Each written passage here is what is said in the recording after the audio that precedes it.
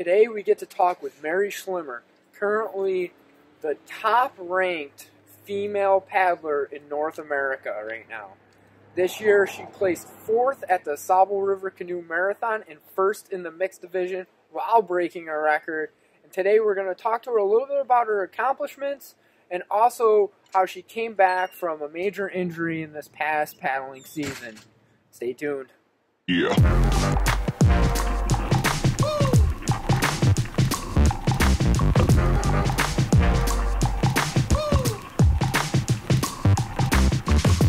Mary, welcome to the channel.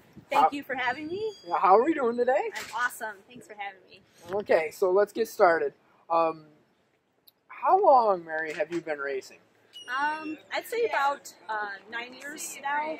I kind of consider my first year to be the first year I did the General Clinton, which is in 2009, so about 9 to 10 years now.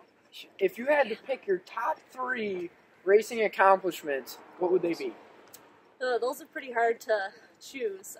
Definitely this year, racing with Andy Triebold and placing 4th in the Ausable River Canoe Marathon and also setting the new mixed record. That would definitely be my top one. And last year, completing the Triple Crown with Sarah Lassard. We placed very well in all 3 of those races. I'd say that would be my second choice. And then for my last one, I'd say racing with the Debonair Ends.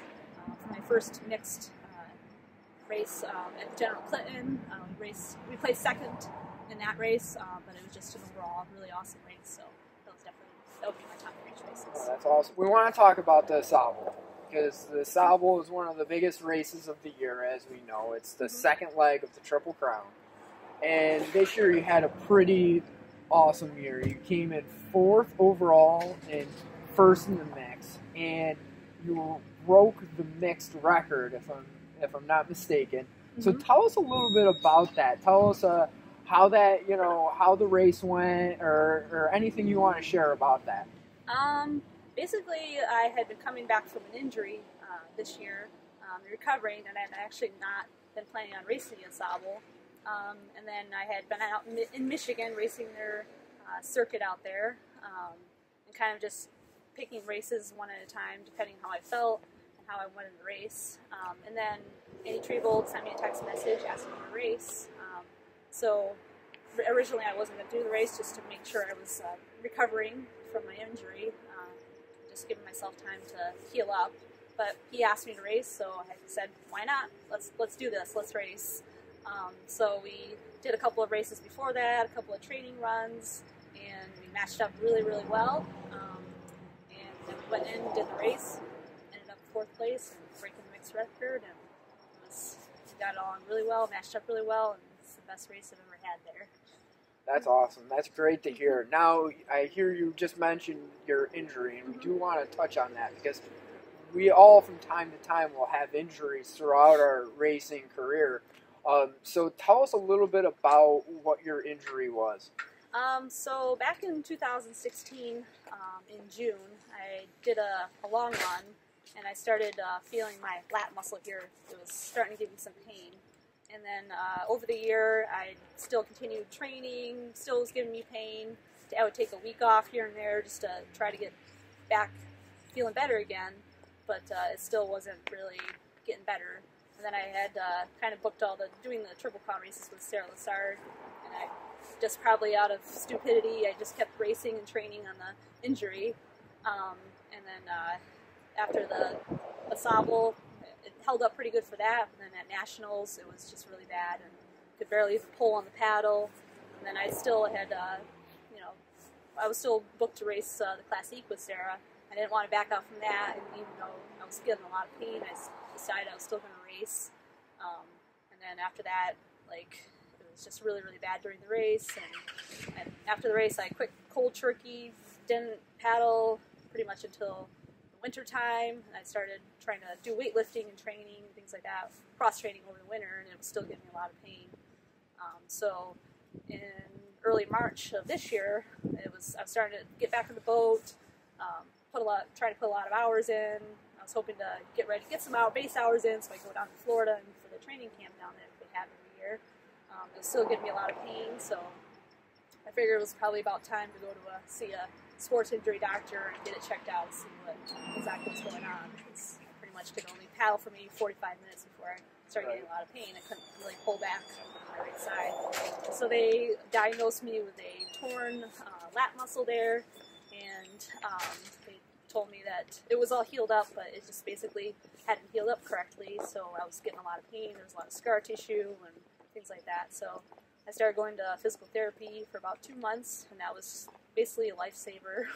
I like from the first few appointments, I started feeling improvements. They were stretching me out, doing electrotherapy and massaging, things like that. And I just got a lot better after that. So, what would you give to someone that's trying to come back from an injury?